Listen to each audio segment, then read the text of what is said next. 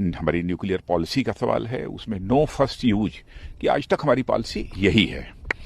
अब भविष्य में क्या होगा, यह सब परिस्थितियों पर निर्भर करता है।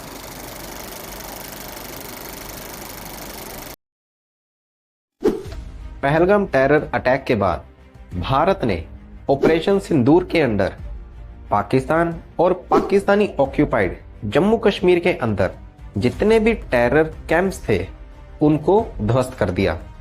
मगर इसके बाद पाकिस्तान की आर्मी ने ही भारत की आर्म्ड फोर्सेस के ऊपर अटैक कर दिया, जिसकी रिटेलिएशन में भारत की आर्म्ड फोर्सेस ने भी पाकिस्तान के कई मिलिट्री बेसिस और कई एयर बेसिस को उड़ा दिया। अब दोनों ही देश सीज फायर के लिए तैयार हो चुके हैं। मगर इस सब के बीच में पहलगाम टेरर अटैक की निंदा तो सभी देशों ने की, मगर खुले तौर पर भारत का पक्ष रखते हुए कोई भी नजर नहीं आया और ना ही किसी ने भी पाकिस्तान का खुलकर नाम दिया। जबकि पहलगाम टेरर अटैक की जिम्मेदारी भी द रेजिस्टेंस फ्रंट के द्वारा ली गई, जो कि लश्कर तौयबा का ही एक ग्रुप है और पाकिस्तान में पनप रहा है। मगर फिर भी पाकिस्तान का पक्ष रखते हुए कई देश नजर आए, जैसे कि Turkey, Azerbaijan, China, even Organisation of Islamic Cooperation भी पाकिस्तान की तरफ ही दिखा। मगर भारत की तरफ कोई भी नजर नहीं आया। सभी देश दोनों ही देशों को एक ही तराजू में तोल रहे थे और दोनों देशों को यह नसीहत दी जा रही थी कि डी एस्केलेट की तरफ आगे बढ़ो। इस सब के कई कारण भी हैं, क्योंकि रशिया यूक्रेन वॉर के समय हम जानते हैं कि रशिया एग्रेशन दिखा गया यूक्रेन के ऊपर, मगर फिर भी हमने ना तो यूक्रेन का पक्ष लिया और ना ही रशिया का। इस पर भारत के प्रधानमंत्री की तरफ से भी ये कहा गया था कि भारत न्यूट्रल नहीं है और भारत शांति के पक्ष में है। और इस बार जब भारत किसी कन्फ्लिक्ट में उलझा, तब पूरी दुनिया भी अपनी तरफ से शांति की बात करती हुई नजर आई और इस दौरान सभी देशों ने अपना न्यूट्रल स्टांस ही बनाकर रखा। कोई भी देश भारत के पक्ष में आता हुआ नहीं दिखा। ऑपरेशन सिंदूर के अंडर हम जो अचीव करना चाहते थे, जैसे कि टेरर कैंप्स को खत्म करना, वो तो हम अपनी आर्म फोर्सेस के बल पर कर पाए, मगर इंफॉर्मेशन वॉरफेयर में हम हारते हुए नजर आए, क्योंकि पाकिस्तान की तरफ से जो सोशल मीडिया के ऊपर फेक न्यूज फैलाई गई, उसमें वो कामयाब होते हुए नजर आए।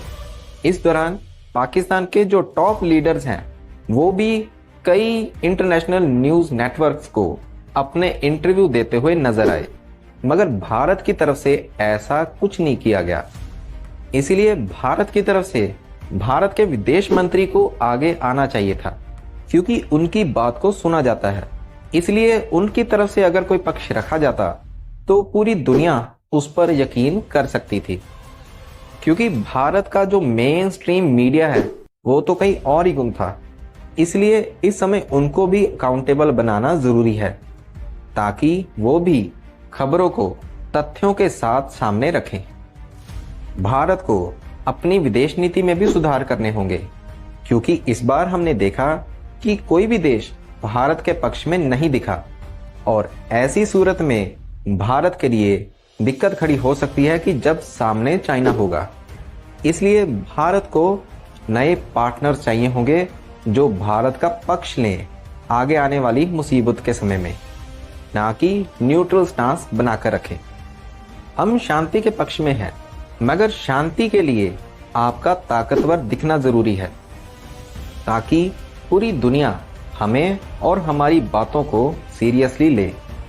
हमने अक्सर देखा है कि पाकिस्तान जब भी किसी कन्फ्लिक्ट में फंसता है तो न्यूक्लियर की धमकी देनी शुरू कर देता है।